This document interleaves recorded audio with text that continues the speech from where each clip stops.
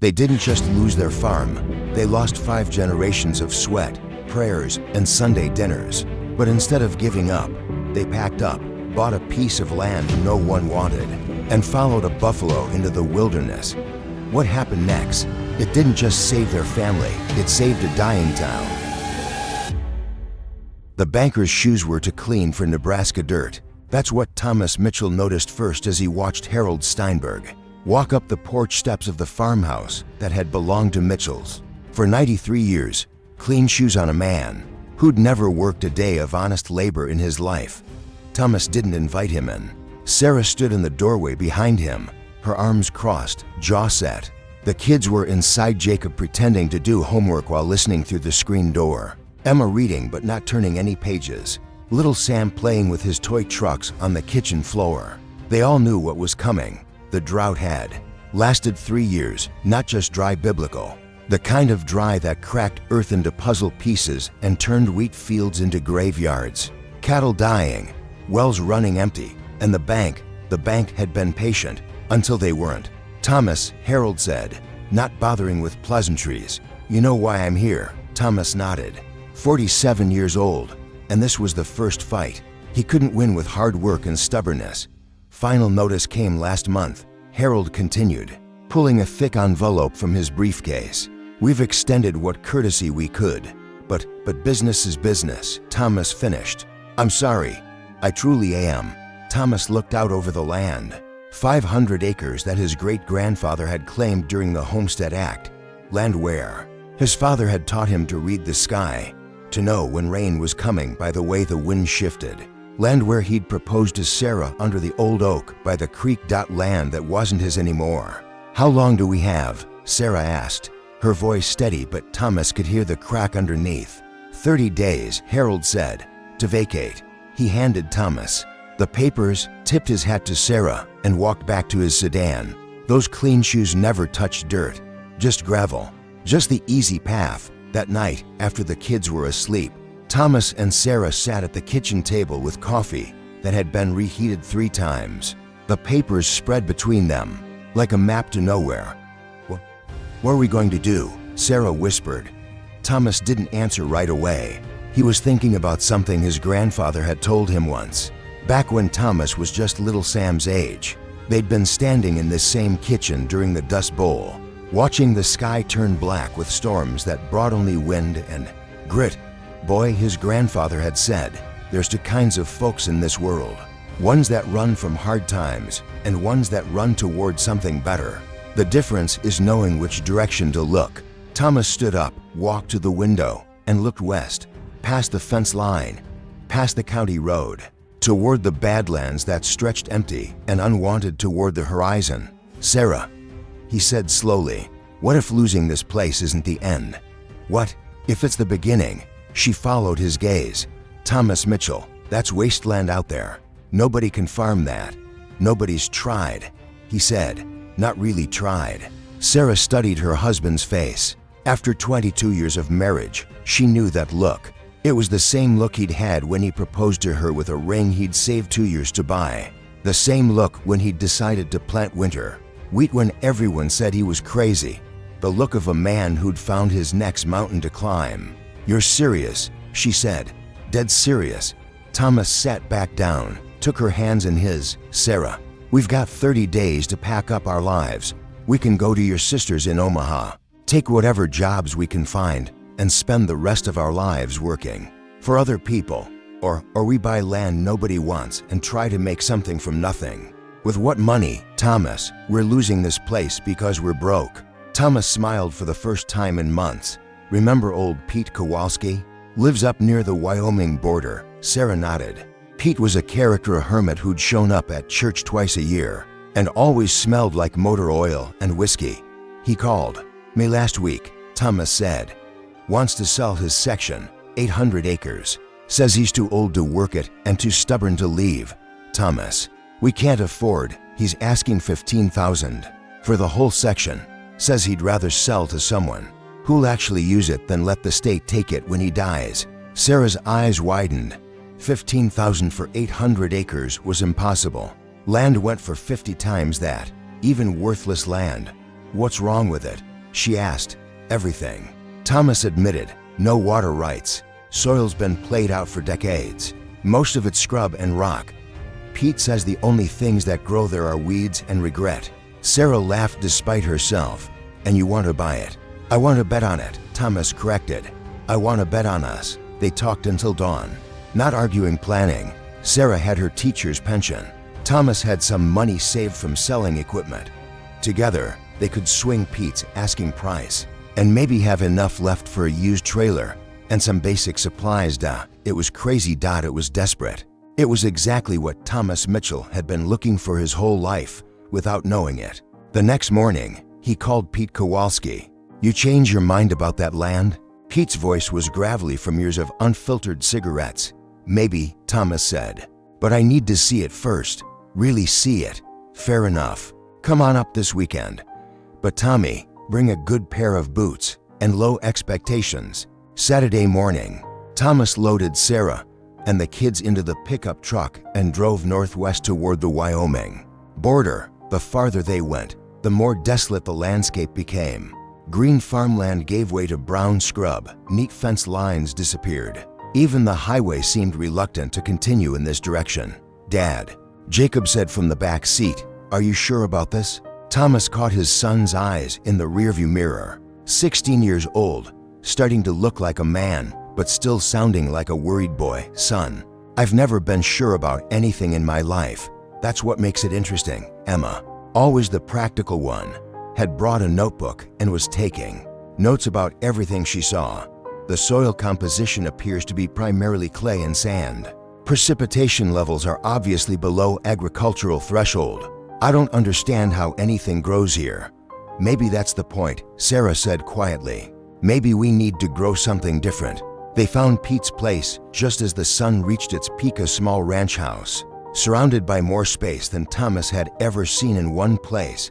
No neighbors for miles, no power lines, just land stretching toward the horizon like a brown ocean. Pete met them on his porch, a man in his 70s with hands like tree roots and eyes that had seen everything worth seeing. Well, he said, gesturing toward the vastness. Still interested? Thomas walked to the edge of Pete's property and looked out over what might become theirs. 800 acres of opportunity disguised as nothing. Sarah stood beside him, shading her eyes against the sun. What do you think? She asked before Thomas could answer. Little Sam came running up, pointing excitedly. Dad, look, in the distance. Moving slowly across the landscape like a shadow from another time was a buffalo.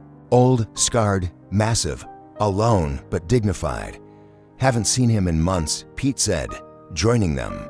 Calls this place home, I guess. Old bull, survivor. Thomas watched the buffalo graze calmly in the scrub grass, completely unbothered by their presence. Something about the sight stirred something deep in his chest. This place wasn't empty. It was waiting. Pete, he said, you got yourself a deal. Moving day came too soon and not soon enough. The Mitchell family packed their lives into two pickup trucks and a rented trailer. 22 years of marriage, 3 children's worth of memories, and 5 generations of farming history compressed into boxes labeled kitchen, Emma's room, and important papers. Thomas had sold most of their furniture. No point hauling a dining room set to a place that didn't have a dining room yet. They kept the essentials: beds, Sarah's grandmother's quilt, Jacob's guitar, Emma's books, and little Sam's collection of toy animals. Everything else was either sold or given away. The neighbors came to say goodbye. Some thought Thomas was brave. Most thought he was crazy. Harold Steinberg from the bank even stopped by, looking genuinely sorry about how things had turned out. If you ever want to come back, he said, there'll always be opportunities in town. The hardware store is looking for someone with your experience. Thomas thanked him politely, but didn't make any promises. Sarah took the hardest goodbye. She'd taught at Millfield Elementary for 18 years. Her classroom was more than just a job, it was her second home. The principal, Mrs. Henderson, cried when she turned in her resignation. You don't have to do this, Mrs. Henderson said. We can work something out. Maybe a leave of absence. But Sarah knew better. They were burning bridges because they had no safety net, no plan B, just forward. The drive to Pete's place took for hours. Thomas led in the first truck with the trailer attached. Sarah followed with the kids in the second truck. In her rearview mirror, she watched their old life disappear mile by mile. "Mom," Emma said quietly, "what if Dad's wrong about this?" Sarah had been asking herself the same question for weeks, but looking at her daughter in the passenger seat, 13 years old, smart as a whip, scared of the unknown, she knew what she had to say. "Then we'll be wrong together," she said, "and we'll figure out how to be right." They reached Pete's property just as the sun was starting to set. The old man had kept his word. The deed was signed. The keys to the ranch house were waiting on the kitchen table, and he'd cleared out all his personal belongings. The house was small but solid. 2 bedrooms, 1 bathroom, a kitchen with appliances from the 1960s, and a living room with windows that looked out over endless space. It smelled like coffee and motor oil, and years of solitary living. That first night, they slept on mattresses, on the floor, and ate sandwiches by the light of camping lanterns. The electricity worked, but the phone line had been disconnected years ago. No television reception, no radio, just the sound of wind across empty land. Little Sam fell asleep first, exhausted from the excitement and change. Emma read by flashlight until her eyes grew heavy. Jacob sat on the front steps with his guitar, playing soft melodies that drifted across the prairie. Thomas and Sarah stood in the kitchen, looking out the window at stars they'd never seen before. City lights had always dimmed the sky back home. Here, the Milky Way stretched overhead like a river of light. "No going back now," Sarah said. "Would you want to?" Thomas asked. Sarah considered this. "Ask me in a year." The next morning, Thomas began his real education. The land was worse than Pete had described.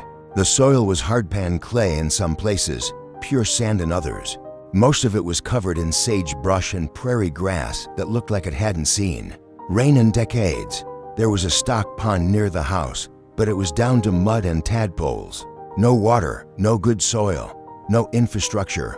"Perfect," Thomas muttered and got to work. He started with the water problem.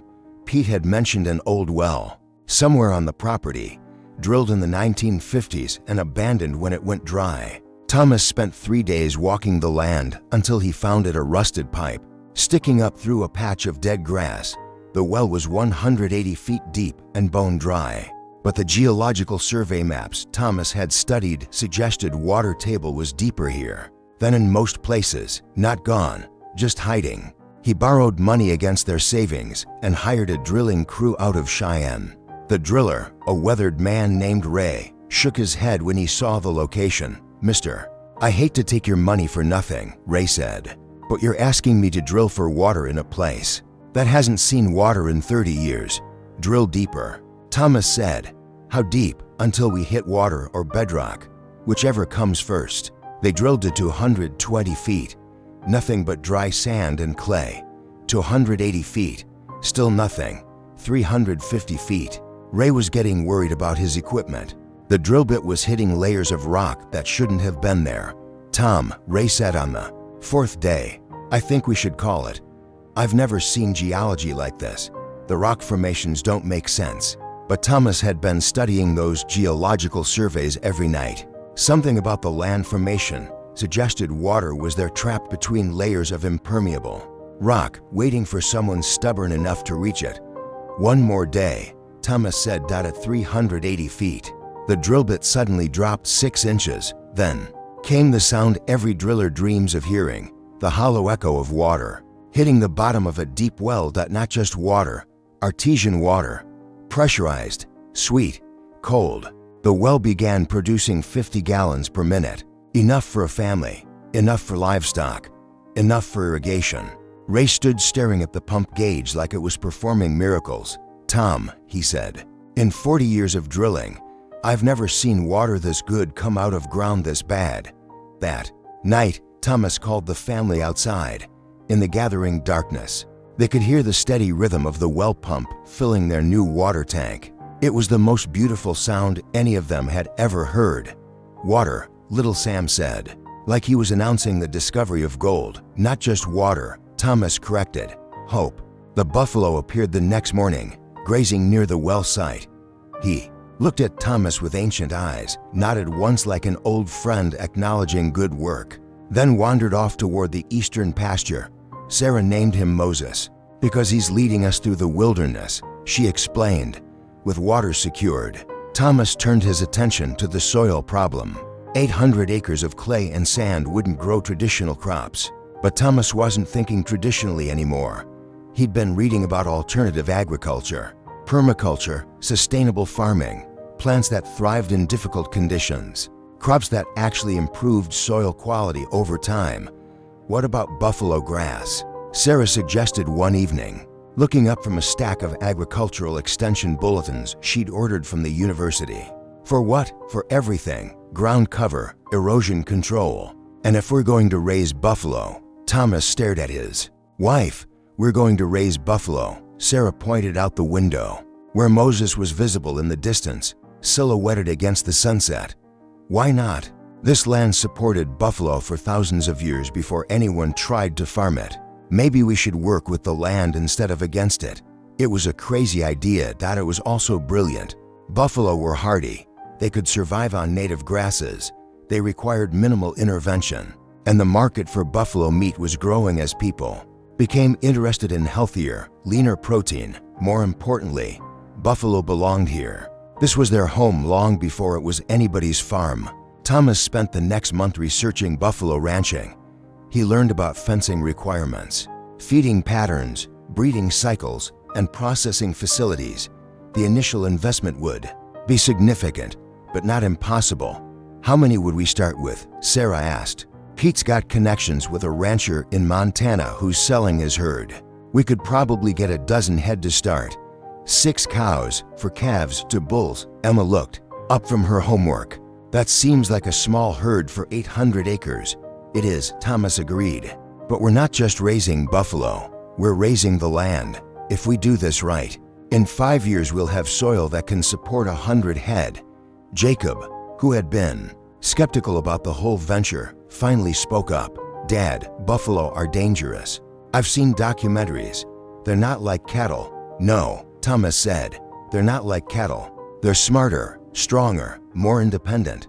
Kind of like this family. The decision was made on a Tuesday morning in October when Moses appeared at the fence line near the house. He stood there for a long time, looking directly at Thomas like he was waiting for something. Thomas walked out to the fence.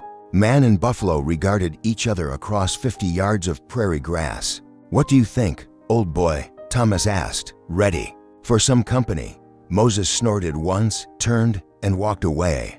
But something in his gait looked different, less solitary, more expectant. That afternoon, Thomas called the rancher in Montana. By Christmas, they had their herd. The buffalo arrived on a Wednesday in December, delivered in a cattle trailer that looked too small to contain anything so magnificent. Thomas, Sarah, and the kids stood at the fence line, watching as 12 animals that belonged to another era stepped onto land that had been waiting for their return. Moses was there too, standing apart but watchful. When the new buffalo emerged from the trailer, he approached slowly, regally. For a moment, the old bull and the newcomers regarded each other in a silence that seemed to stretch back thousands of years. Then Moses turned and walked toward the eastern pasture. The others followed. Well, Sarah said, I guess that's settled.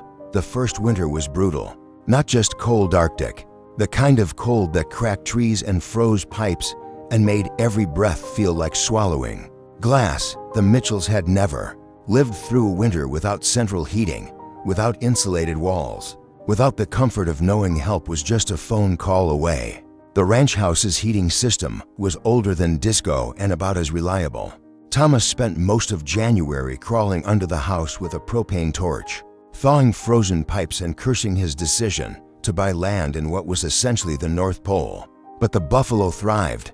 While cattle would have huddled against buildings or required shelter, the buffalo simply turned their massive heads into the wind and kept grazing. Their thick coats shed snow like armor. They pawed through ice to reach grass that domestic animals couldn't find.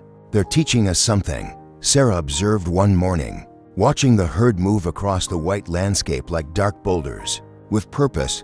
What's that? How to be where you are instead of wishing you were somewhere else. By spring, the land was already changing.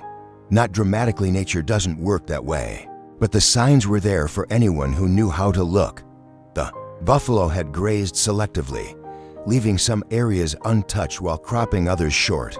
Their hooves had aerated compacted soil. Their fertilizer was enriching ground that hadn't seen nutrients in decades. More importantly, other wildlife was returning. Prairie dogs reappeared in areas that had been empty for years. Hawks circled.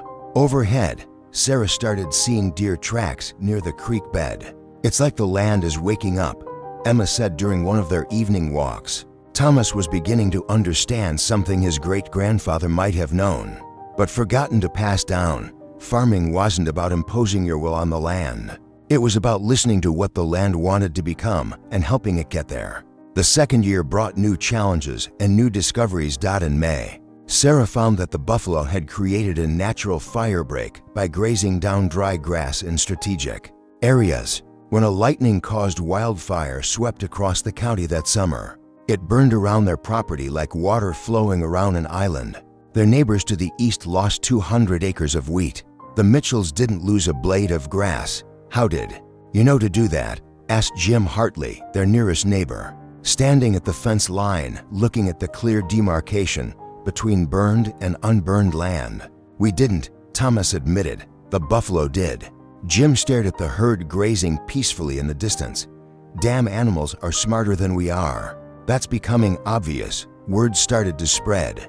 Other ranchers began stopping by to see the buffalo. Experiment. Agricultural extension agents made visits. A professor from the university came out to take soil samples. The results were remarkable. In just 18 months, organic matter in their soil had increased by 40%. Water retention was up, erosion was down. The land was healing itself, but it was the third year that changed everything. The drought came back with a vengeance, not just to Nebraska, to the entire Great Plains, Kansas, Oklahoma, Colorado, Wyoming, all of it baked under a sun that seemed determined to turn the heartland into a desert. Crops failed across the region. Cattle died by the thousands. Wells that had produced water for 50 years went dry. The federal government declared half the state a disaster area. In Millfield, the town where the Mitchells used to live, the municipal water supply dropped to emergency levels. The mayor called for mandatory conservation. The hospital had to truck in water for essential operations. But 40 miles away, on land that everyone had written off as worthless, the Mitchell buffalo grazed on grass that stayed green. Even as the surrounding countryside turned brown. Their well never stopped producing. Their soil held moisture like a sponge. And slowly, desperately, their neighbors began to ask for help. It started with Jim Hartley. His cattle were dying of thirst, and his wells had been dry for 2 months. "Tom," he said, hat in hand, pride swallowed hard, "I hate to ask, but could I bring my remaining cattle over to your place? Just until the drought breaks." Thomas didn't hesitate. "Bring them over." Then came the Kowalski brothers from the north section, then the Peterson family, then others. Soon, the Mitchell property was supporting livestock from a dozen neighboring ranches. But it was the call from Mayor Williams that showed Thomas the true scope of what they'd accomplished. "Mr. Mitchell," the mayor said, "I'm calling about Millfield's water situation. We're looking at having to evacuate the town if we can't find an alternative source. I know this is a lot to ask, but we've heard about your well." Thomas looked out the window at Moses, who was standing near the water tank like a furry sentinel. "How much water are we talking about?" Thomas asked. 20,000 gallons a day. Just until we can figure out a permanent solution. 20,000 gallons was for times what their well produced. But Thomas had been doing his homework. The aquifer they'd tapped into was larger than anyone had realized. With proper management and additional wells, they could probably supply water to half the county. "Give me a week," Thomas said. That night, the family held a council around the kitchen table. "We could drill more wells," Thomas said, "set up a distribution system, become the water supplier for the region." "That's a big responsibility," Sarah said. "It's also a big opportunity," Emma added. She was 16 now, sharp as her mother, and already thinking about business implications. "If we control the water rights, We control the future development of this area." Jacob, now 19 and built like his father, leaned back in his chair. "Are we talking about becoming rich? We're talking about becoming useful," Thomas corrected. "Rich is just a side effect." Little Sam, who wasn't so little anymore at 11, asked the question that cut to the heart of the matter. What would Moses do? They all looked out the window. Where the old buffalo stood silhouetted against the stars, Moses would share, Sarah said quietly, "because that's what the land is for." The decision was unanimous. Within 6 months, Mitchell Water Services was supplying clean, artesian water to 3 towns, 12 ranches, and 2 industrial operations. The infrastructure investment was enormous, but the returns were immediate and substantial. More importantly, they'd proven something that had implications far beyond their 800 acres: sustainable. Land management wasn't just environmentally responsible, it was economically superior. The buffalo herd had grown to 40 head. The pastures supported them easily, and the land itself had become a model for agricultural colleges across the region. But the real transformation was in the family. Thomas had found his calling as something more than a farmer. He was a land steward, a water guardian, a keeper of ancient wisdom in a modern world. Sarah had started teaching again, not in a traditional classroom, but through workshops and seminars on sustainable agriculture. Her students were farmers, ranchers, and agricultural professionals who came from hundreds of miles away to learn what the Mitchells had figured out. Emma was accepted to the university with a full scholarship to study environmental science. She planned to return to the ranch after graduation to develop new applications of what they'd learned. Jacob had taken over day-to-day operations of the buffalo herd and was already experimenting with heritage breeds of cattle that might thrive alongside the buffalo, and little Sam had appointed himself the official Moses whisperer, claiming he could interpret the old bull's wishes and moods. The transformation was complete on a September morning in their 5th year, when Thomas stood on the same porch where he'd watched Harold Steinberg deliver the foreclosure papers. But instead of looking back at loss, he was looking forward at abundance. The land that stretched before him was green and productive. The buffalo grazed in the distance like living symbols of endurance and adaptation. The sound of flowing water came from multiple wells and irrigation systems. And walking up the driveway was Harold Steinberg himself, no longer wearing the clean shoes of a banker, but the dusty boots of a man who'd come to ask for advice.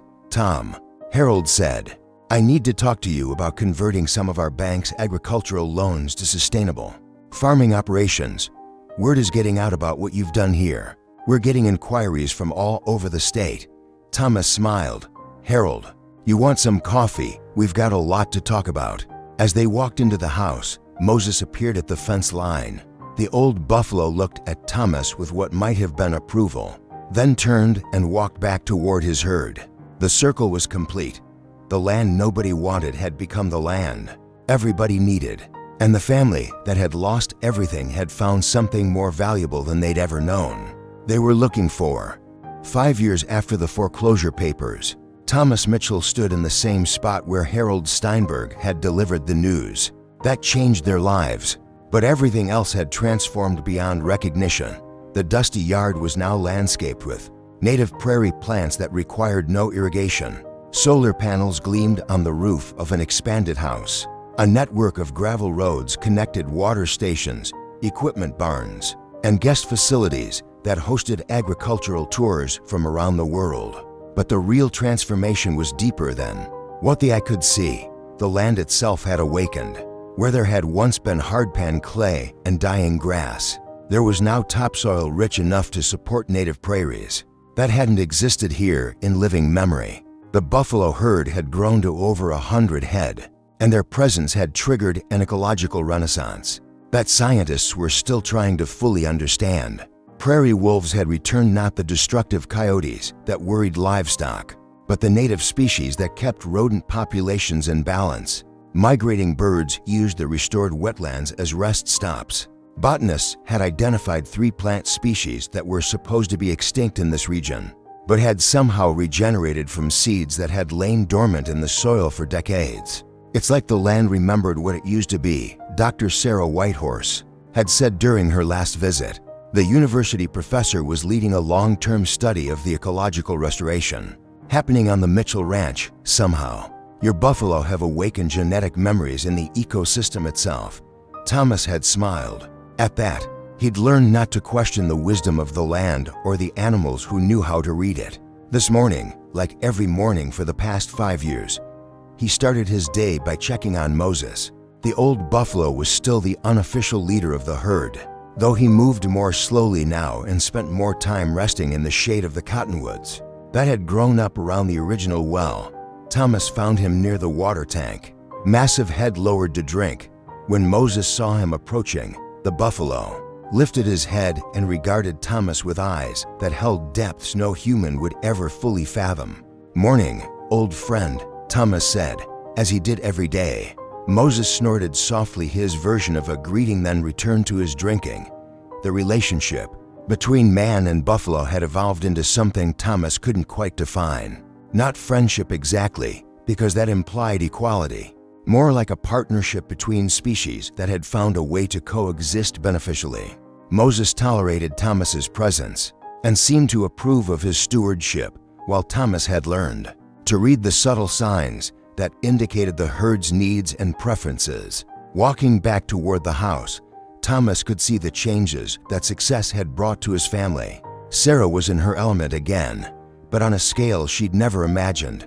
Her workshops on sustainable agriculture and regenerative farming techniques drew participants from across North America. Last month, a delegation from Kenya had spent 2 weeks learning how to apply Mitchell Ranch principles to combat desertification in East Africa. She'd written a book, Listening to the Land, a family's journey from bankruptcy to abundance, that was now required reading in agricultural programs at 12 universities. But more importantly to Sarah, she was teaching again, sharing knowledge that could help heal damaged land around the world. Emma, now 21 and home from the university for summer break, had exceeded everyone's expectations. Her double major in environmental science and business administration was preparing her to take the ranch to the next level. She'd already developed a proprietary soil analysis system that could predict restoration timelines for damaged agricultural land. "Dad," she'd told him last week, "we're not just running a ranch anymore. We're proving a new paradigm for land use, and people are willing to pay good money to learn how to replicate it." Jacob, at 24, had become a buffalo whisperer in his own right.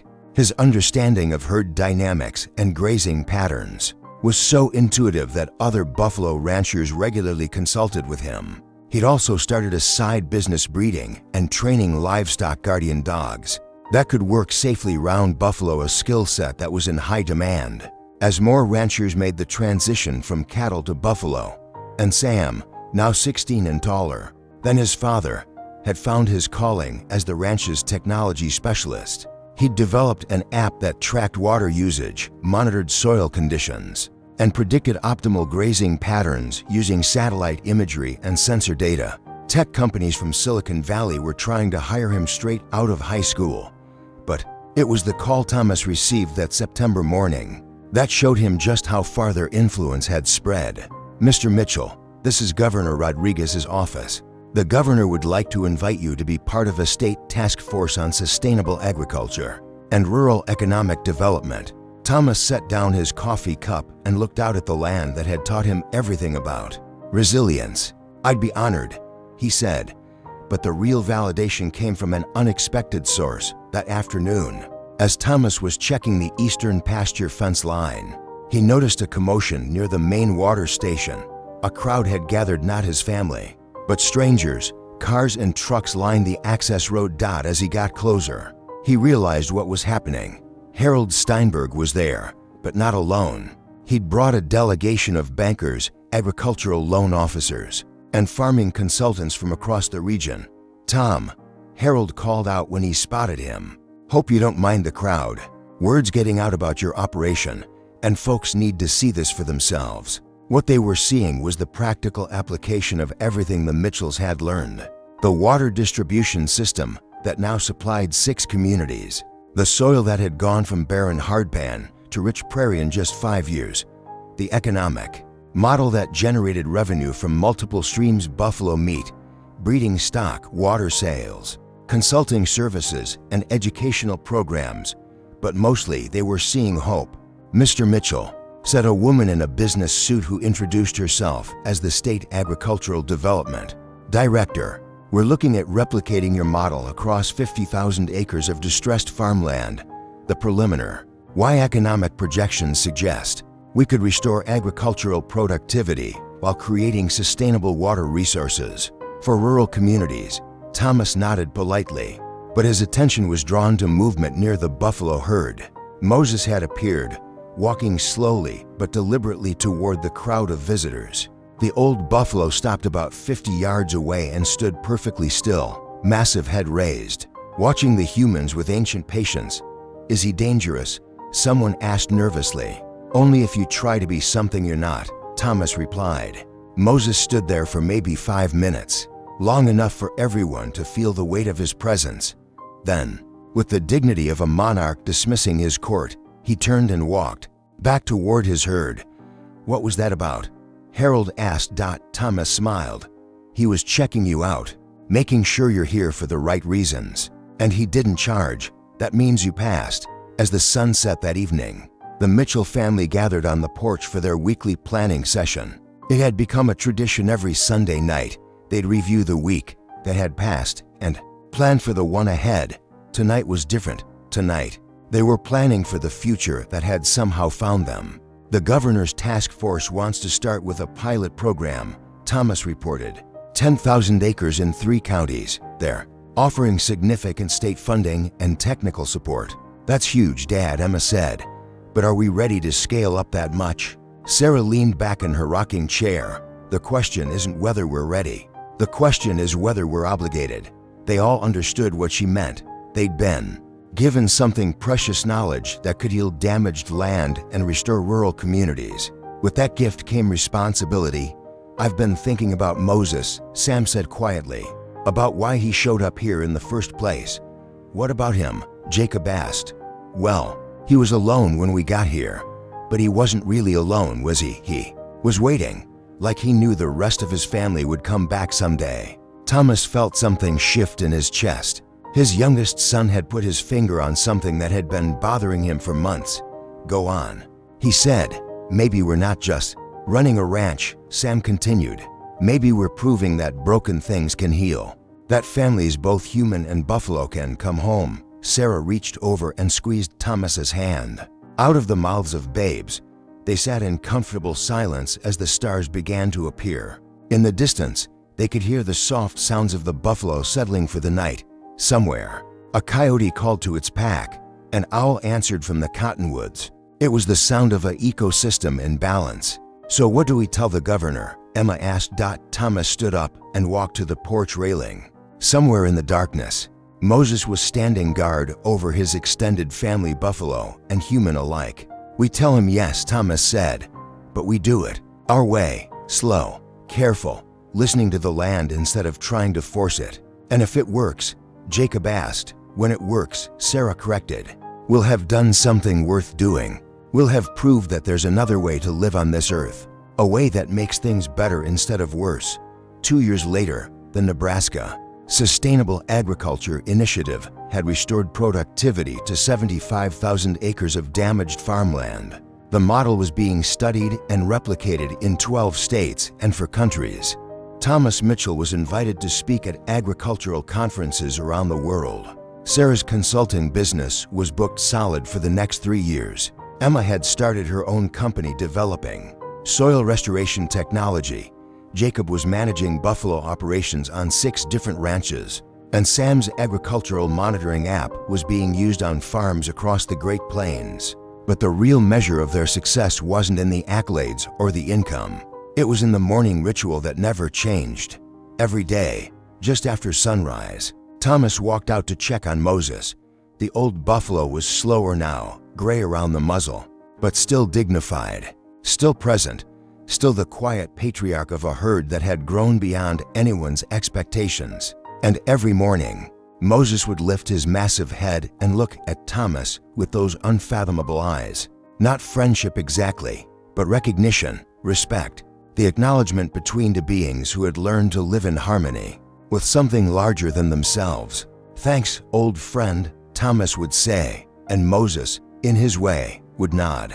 The land that nobody wanted had become the land that everyone needed to understand.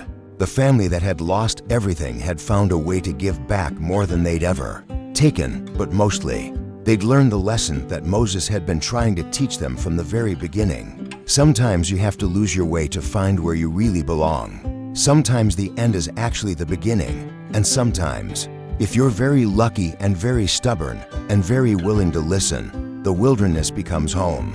Thomas Mitchell stood on his porch that final morning, watching the sun rise over land that had taught him everything about resilience, patience, and hope 5 years ago.